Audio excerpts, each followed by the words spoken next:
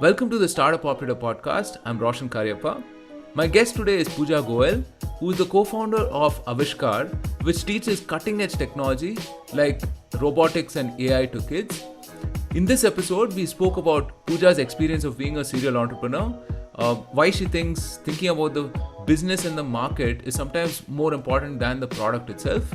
We also discussed plenty of nuances with respect to building an EdTech, such as the end user not being the buyer in this case, and how balancing those two priorities can be challenging. Uh, Working with institutions like schools and colleges, for instance, and the pressures and the constraints they impose, and how EdTech itself will change going forward, especially post COVID. This is a fascinating deep dive into a space that is becoming bigger and more prevalent in our lives. And it's especially gratifying to hear from someone who's been there and done that. So I hope you like it. Hi, Pooja. Welcome to the Startup Operator Podcast. Hi, Roshan. Glad to be here.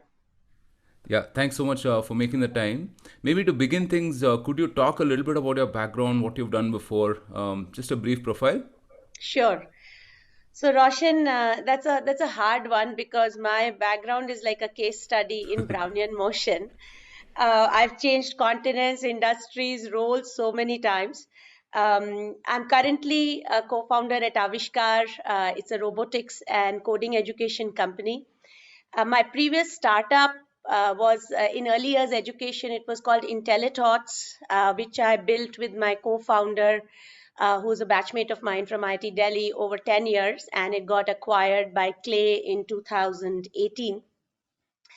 And the kind of notion of education as an outdated system was something that always bothered me, even while I was pursuing my education. So I grew up in Jaipur, went to an all girls school, a convent school, and there in 11th and 12th there was no math as such, and I was interested in math. So it so happened that I appeared for a course called a scholarship called NTSC, and when I passed the state level exams, Rajasthan government would organize a camp where they would actually give us money to attend the camp and study there.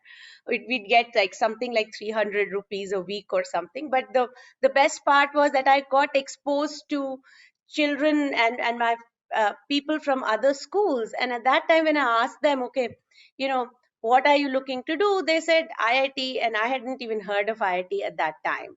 So I went back to a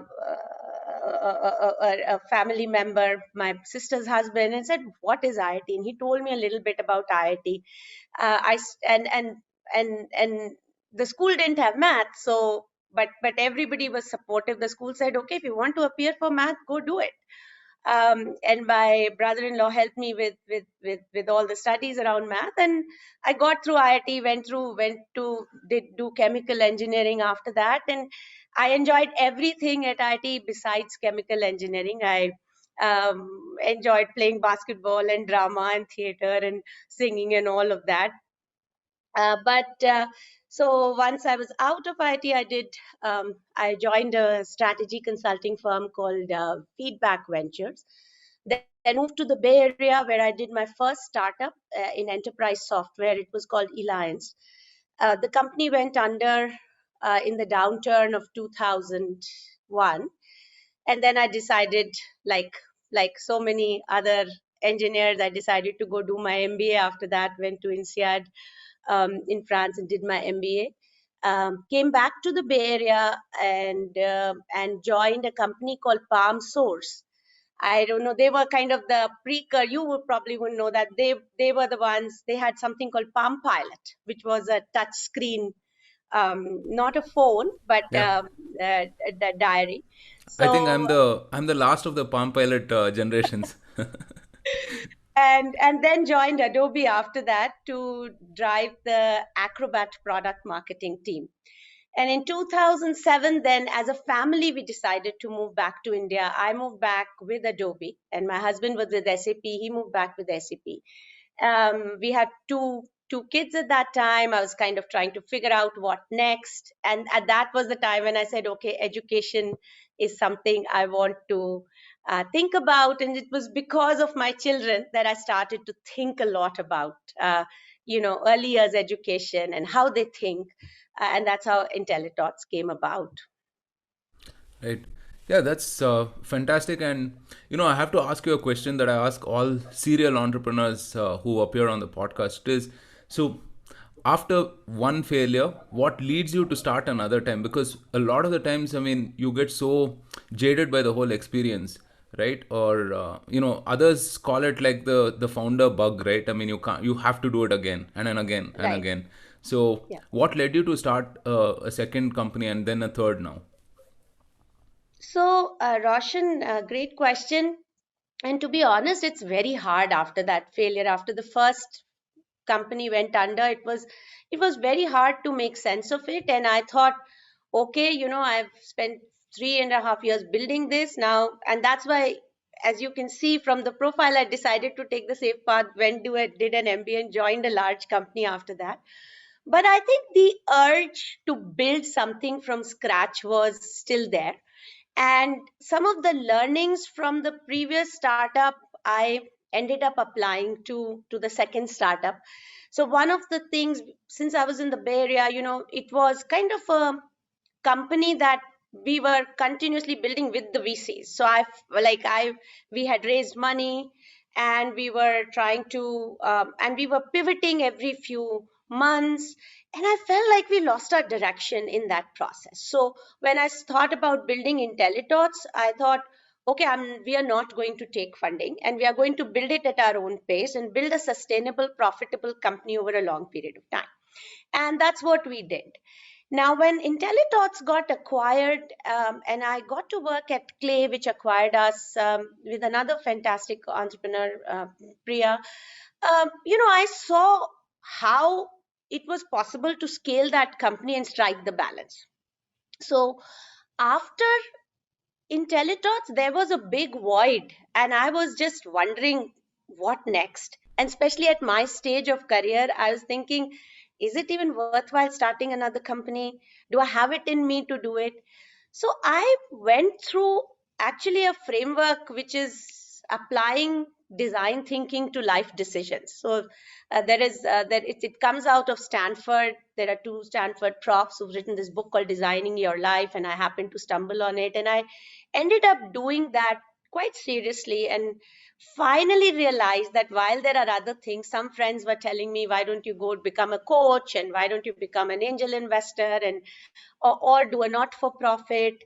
But I realized that I still wanted to build another company, and at a much larger scale and have a larger impact. So it felt like I'd done the X to 10X kind of a journey, and I now want to do the 10X to 100X. And so that's how Avishkar happened. Fantastic. Yeah, we'll talk about some of those edtech specific things that you probably brought up, including the growth pressure that some of these startups have, because of the VC fundable mode that they're in, right?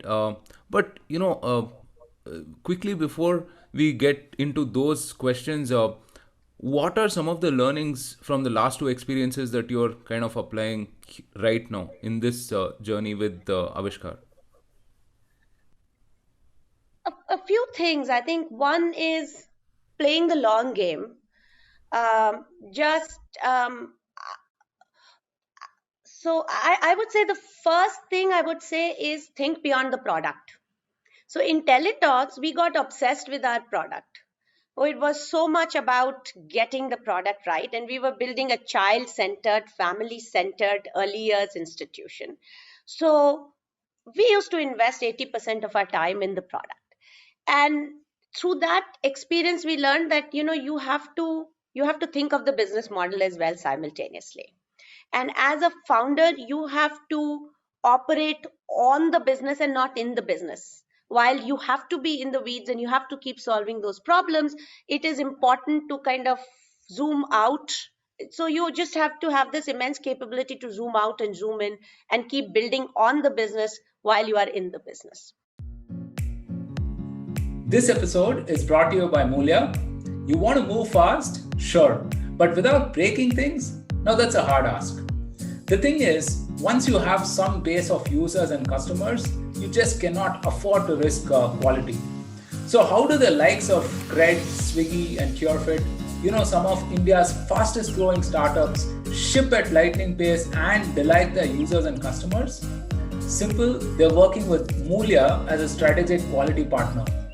Mulya is India's most talented and passionate community of testers. They've helped prevent thousands of bugs and regression issues. So, as a CTO or a product owner, if you want to reduce tech debt, especially while you scale, do check out Mulya.com. I've interviewed Mulya's founder and CEO Pradeep on the podcast earlier, and we spoke about how startups can improve quality while scaling and things to that effect. You should definitely check it out. I'll link to it in the description below. Now back to your regular programming. So that is, I think, one of the key things. The second is just managing by numbers, just the fiscal discipline of the data orientation, to incorporate it right from the beginning as to where your customers are coming from, what they want, what their needs are, the sales. So get as much, start capturing that data. And while in the early stages of the company it is hard to have data scientists and data architects in your team, it's important to capture a lot of it and analyze it until you reach that point where you can begin to do fancy stuff with it, which is predictive and analytics and so on. Right. Yeah, you've captured sort of the zeitgeist of the time in some sense, okay? Because like I think founders I talk to right now, like yourself, I think have this very mature perspective on not just the product but the market they're building in, right? Right. And also this urge to be extremely data driven about everything that they're doing. I think both of these are a sign of a maturing ecosystem, I feel, in some sense. So Absolutely. let's talk about Avishkar itself. Talk to us about the founding journey. Why did Avishkar happen and where are you right now? Right. So Avishkar, Roshan, has been around for a while, founded by Tarun Bhalla. He is the quintessential maker, loves to build things, loves to build projects with children. And the journey started with us getting into schools and setting up robotics labs for schools, and then doing classes for children to help them learn robotics and technologies like IoT and so on. So the company grew quite rapidly on the school side, but then it became evident to Tarun and the Avishkar team that there was a immense latent opportunity in the consumer market. So, um, I say that when in EdTech, again, when you asked about IntelliTots and the learnings, I realized that to scale the company in EdTech, there have to be one of the three things have to be true. One, either it has to help your child improve your grades. Two, it has to help your child get into college. Three, it has to help your child get a good job. Some sort of connection there is needed in order for the company to scale. Now, when you think about the kind of stuff that we are doing, the next generation technology education, it is hard to make a direct connection from here in K through 12 education to a job. It's a big leap, or even to a college. But I think what we are seeing is this change in ecosystem where parents are realizing the importance of this. Coding, of course, has become just like a buzzword in the last 1 year. And I had been personally trying to develop a curriculum around coding, and we were teaching children even at IntelliTots as after school programs. But here comes White Hat, and it creates a model that is sustainable there.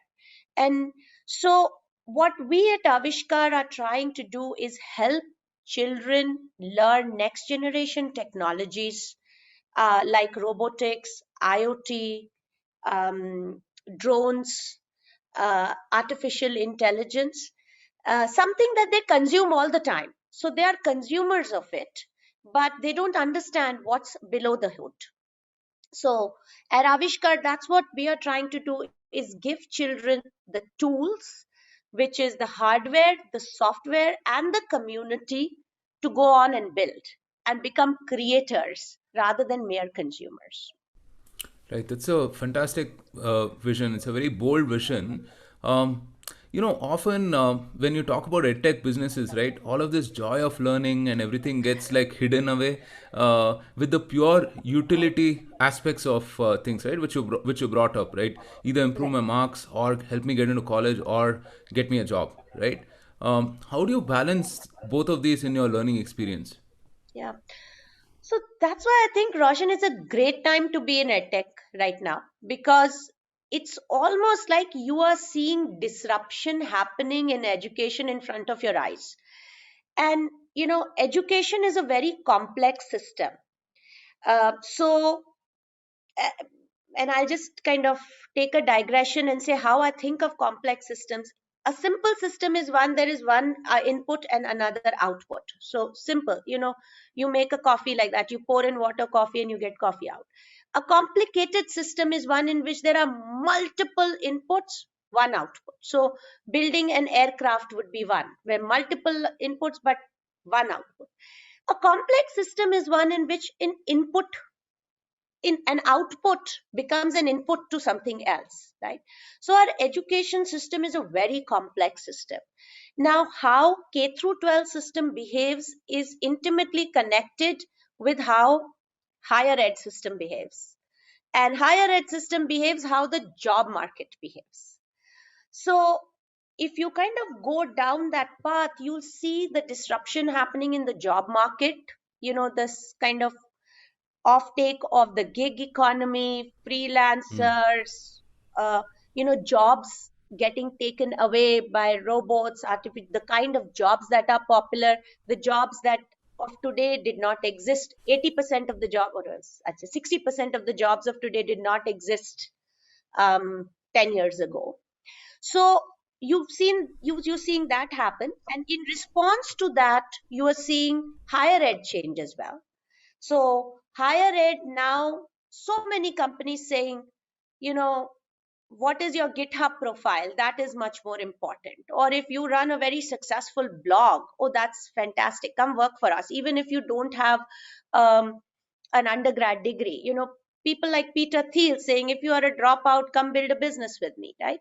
So that, and the rise of Coursera and edX, which have been around for a long time, for almost 15, 20 years, but now suddenly you are seeing that if you have done a course at Coursera, these could be counted as credits in UPenn, or in even like those kind of universities like UPenn, Georgetown, Georgia Tech, I heard. So that is beginning to happen, and now the next stage is K through 12 education. So despite the fact that there is no direct connection, what we are looking to do is help children build their profiles, help children build credentials as they grow up, even while they are in their school. So there is like a parallel education system which helps you build your profile. So there is some data which says almost 30% of the children in the US want to be YouTubers and bloggers and vloggers, more than they want to be a sports person today. So, these are the profiles they aspire to be, but there is no education or learning related to that, or learning path related to that in our education system. And that's what we are providing. And we are fortunate that we are in this field of STEM education. So there is a kind of direct correlation to this changing world of tomorrow, where you will need artificial intelligence, and you will need data science, and you will need coding and mechanical design skills. Right. Yeah, so a lot of it is downstream from the job market, essentially, if you're talking about it, right? So, Right. um, so the other nuance about edtech is that the user is not the buyer, right? Because your NPS for the kids may be something, and then your NPS for the parents who are the decision makers may be something else. So how do you balance that nuance? Absolutely. I mean, you've thought about it, Roshan. I think That's something that is unique about our education system, which is that there are three stakeholders, right? There is the consumer, which is the child, there is the customer, which is the buyer, and there is an influencer, which is the school. And while there is homeschooling, the pretty much all children end up being part of this schooling system. So you have to balance all three. Um, and I think one of the things we keep in mind as we are building for this is to understand, so design for both the parent and the child. And the user experience is very different for a child versus the parent. So while for the child, the experience of learning is very important. And it is important for us to design kits and programs and and solutions which they have fun with. And they, so the way it works for them is you kind of tinker with it, you explore something, and then you get interested in it and engage with it deeply. So if you take one of our robotics kit, you kind of play around with it, and then you make a car out of it, which is of your area of interest. And then you add things to it, you engage with it, and then you go to the next, which is dive deep, then where you kind of begin to build more complex solutions out of it. And then you want to showcase it. You need a competition, you need to showcase it to your friends in schools, etc.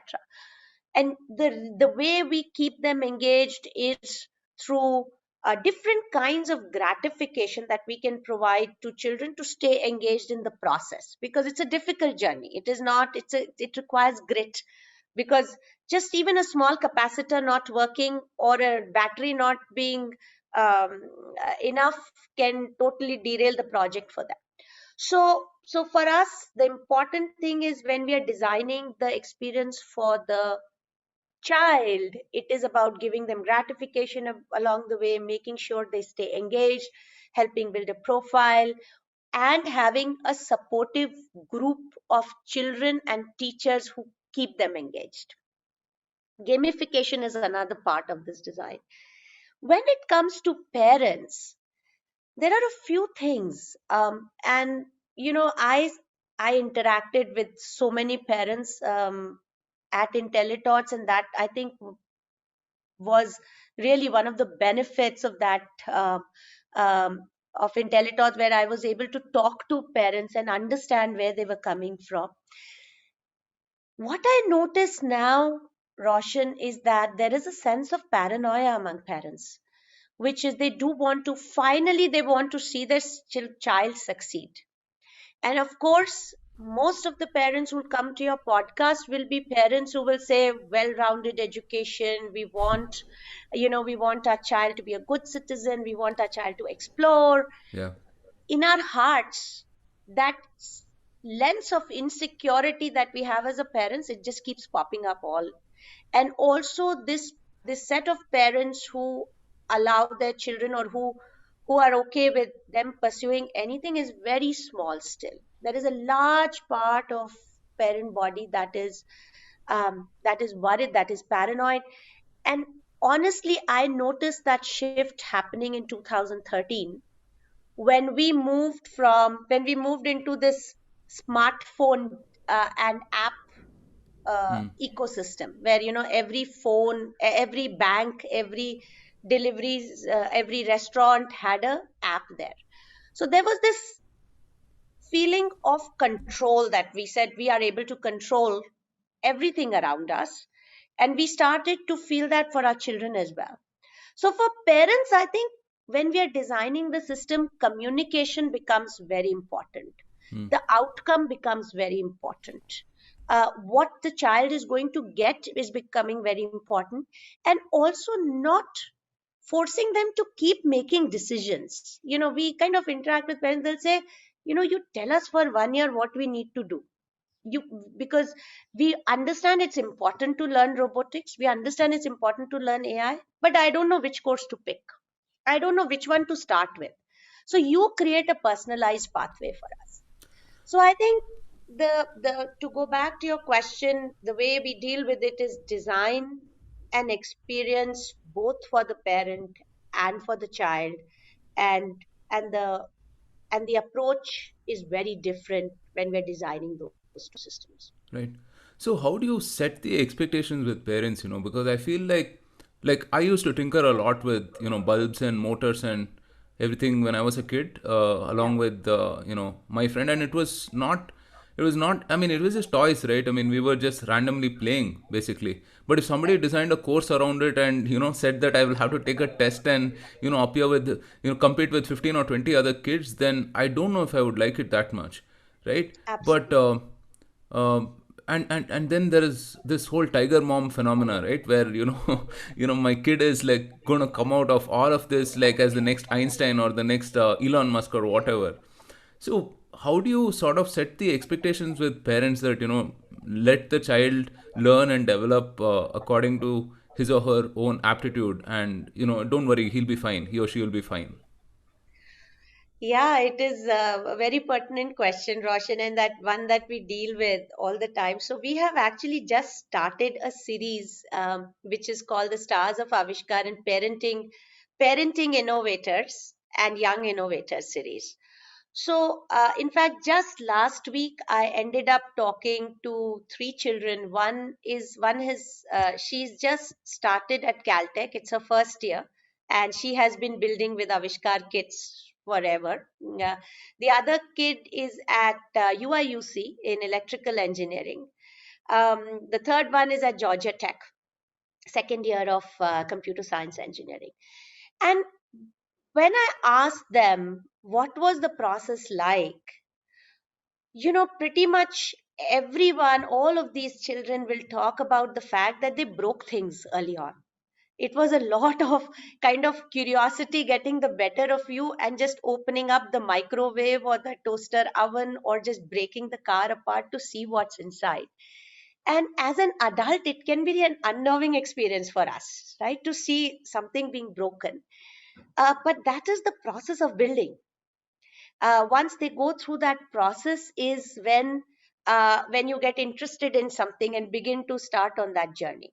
So you are absolutely right, not every child likes to compete, um, but if you can create a safe environment for them to fail and keep trying again, that is very important. And I'll just go back to this design thinking framework that I talked about, right? Design thinking, one of the themes there is that in early part of the process, when you are empathizing and ideating and testing, you are in divergent mode. So you think divergent, you create multiple options, you bypass your prefrontal cortex and say, okay, this is what is possible, this is all what I can do. And then comes the stage of convergence. So then you begin to say, okay, now I'm testing, now I'm prototyping, now I'm saying this is feasible and get to the end result, right? In our education system, we end up cutting out the divergent process. So when talking to the parents and teachers, that is a large part of our thrust to help them understand why this process of divergence is very important. And while we hear from World Economic Forum and all of the educators, resilience is an important skill, grit is an important skill, it doesn't come without you letting your child fail. So yes, it is a matter of educating the parent a little bit, the teachers a little bit, uh, but now the parents are much more receptive to the idea because they can see the connection. So the kind of, yes, there is still an emphasis on marks, but there is a kernel of parents, educators who realize that it is beyond marks as well.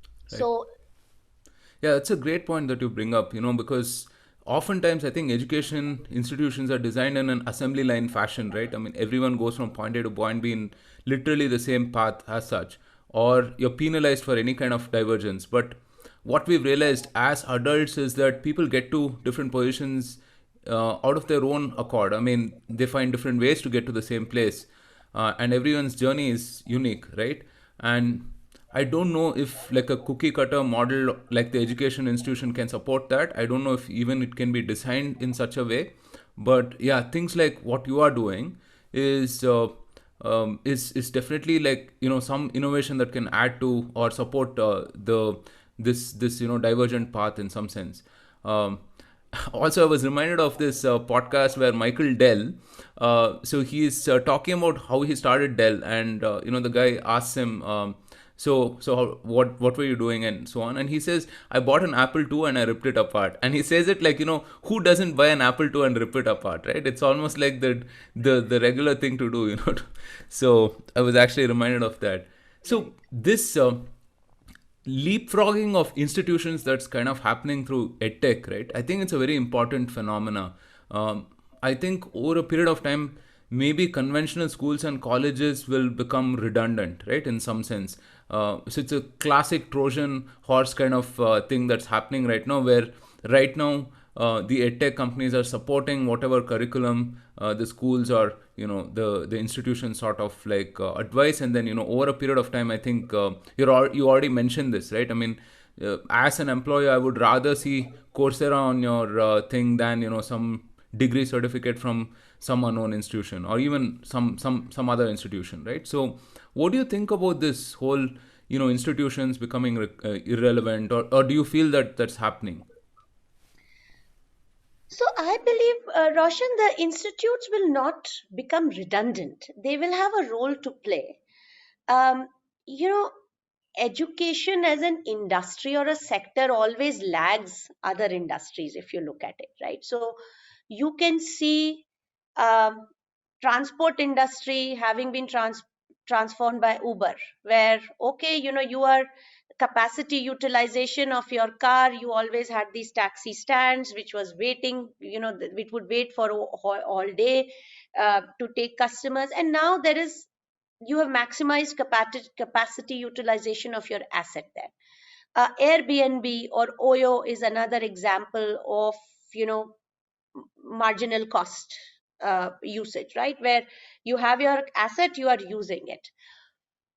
Education has lagged behind there, but if you look at it, if you look at higher ed institutions like even a Harvard or a Stanford, which were the last ones to get onto the whole Coursera or edX bandwagon, um, because they're built on this concept of scarcity and filtration and getting the best, right? But I heard Anant Agarwal, the CEO of edX, participate in one of the debates, which was bricks versus clicks. It was one of the intelligence squared debates, and he talked about the fact that, look, my electrical engineering course, he teaches at MIT, is that my electrical engineering course there, in my 15 or 20 years of being a professor, I had taught 2000 children there. And then I started a course on edX, which was Introduction to Electrical Engineering, and within within a few weeks there were 40,000 children who were able to participate and listen to it, right?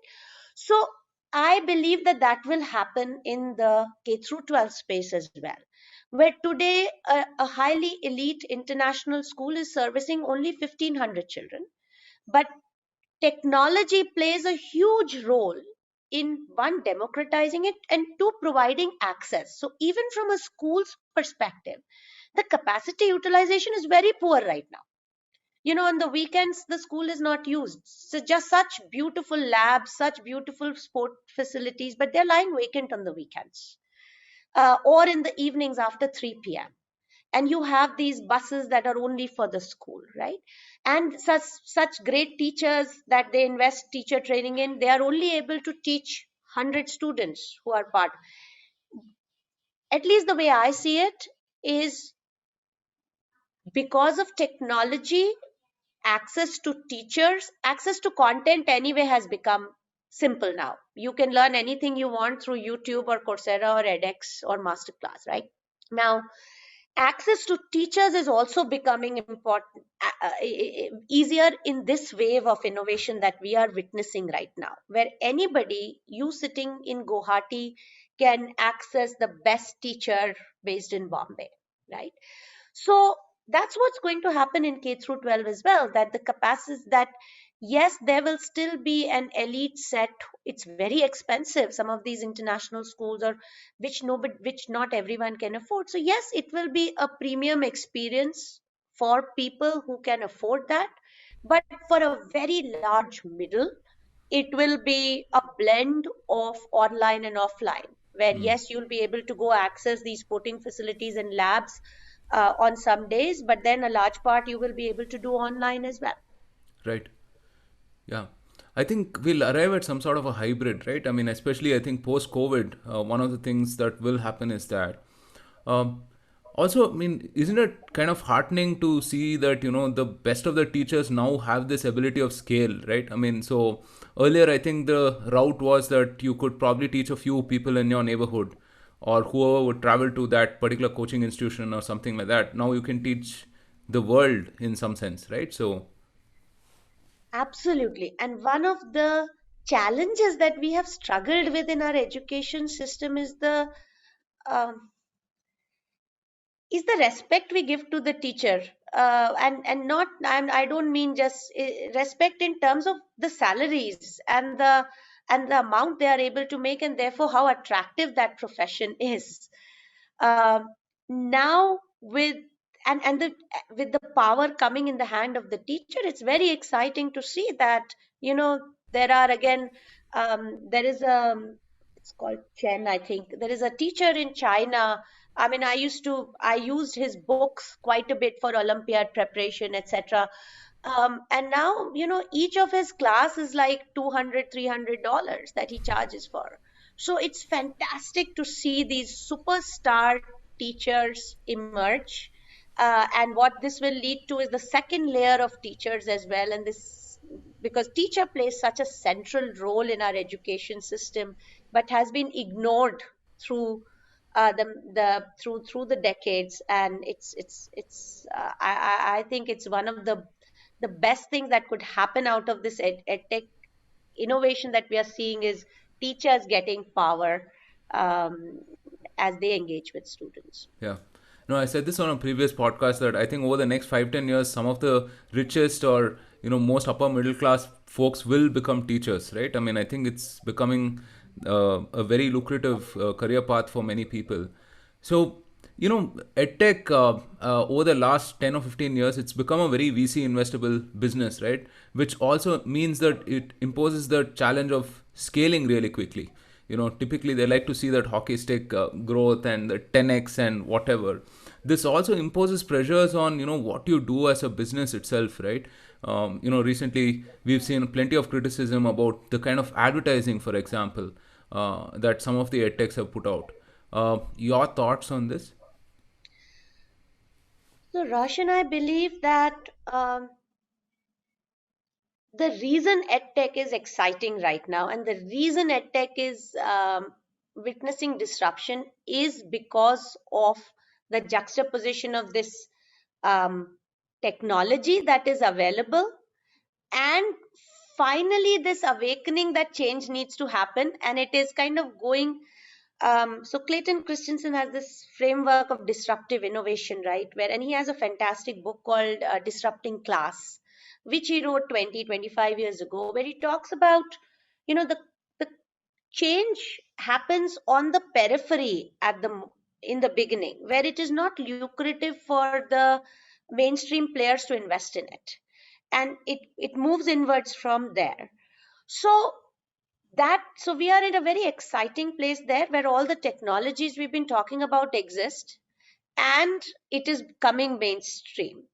So in order for it to be a sustainable, scalable business, technology will play a major role. And if you look at it, if you just think about it, Roshan, if you spend a few hours on Netflix in a week, it is able to read your mind and tell you this is the next show that you are going to enjoy the most, or this is the next movie you are going to enjoy the most. You shop for a few things on Amazon and say spend half an hour in a day at Amazon, and they are able to recommend this is the next product that you should buy, or you may, are you forgetting to buy this product now, right? What is mind boggling is that in our education system, a child spends more than half his life in the school, and we are still not able to figure out what exactly is the approach that the child will want to take. How does he or she learn? What would be the best tools for him or her? So now technology exists to do that. We can create a personalized learning pathway for a child, um, to say, okay, this is what you're interested in, this is the path you can begin to take. So it's a personalized learning pathway. We can create adaptive platforms to keep track of how they learn. So, if you are, so Khan Academy does it in a beautiful way, where you will say, okay, if you don't get these problems right 3 times, then you keep practicing it. But if you've gotten it right, then you move to the next problem, or higher order of magnitude problem. So, and then on top of that, if you layer it with a digital teaching assistant or AI, where as you spend more time on the platform, the more the platform knows about you and is able to recommend the right things to you in terms of your learning pathway, it becomes a very powerful solution. So I think that's the way forward. That the teacher or the school is not going to get disintermediated. Their role will become even more important, their role will become even more premium, whereas the use of technology will democratize education for a lot of people, in the middle tier and the lower end of the pyramid. Today, if you look at what's happening in the India EdTech, 300 million students, we are still just catering to these 10 million students in tier 1 cities, be it White Hat Junior or Vedantu, or, all of those. It's largely this 10 million set. There is a huge set available, and to be able to build solutions that are affordable by them, technology will be the differentiator. Right. So usually I end the podcast with asking, people what they're optimistic for going forward, but I think you already covered that bit. So this has been a fascinating chat, Pooja. I really, really enjoyed it. I think many different facets about EdTech itself that you brought up. It's very evident that you're building this very deliberately, given your rich experience over the last couple of decades as well. Any closing thoughts before we end? Um, I would say exciting time. I feel privileged to be building Avishkar in these exciting times, when education is like a $4 trillion industry, growing to be $10 trillion in 2030. So it's a big pond, and it's a very exciting time to be building it. I would say, it's important as an entrepreneur to play the long game, especially in education. And the second thing is, over a period of time, I've realized it is your tribe that is, everything notwithstanding, just the people who are there to support you and challenge you through these journeys are some of the best assets you build along this journey. So I would say that to every entrepreneur: build your tribe as you go along. Right. Fantastic. That's a great note to end the podcast on. Thank you so much, Pooja, and all the best for everything that you're doing. Thank you, Roshan. Really enjoyed talking to you. Thank you so much for listening. If you liked this episode, then don't forget to subscribe to us on your favorite platform and share this episode with all of your fellow startup operators. Also, follow the Startup Operator on LinkedIn and Twitter for more updates. Stay safe, take care, and see you soon on a brand new episode of the Startup Operator.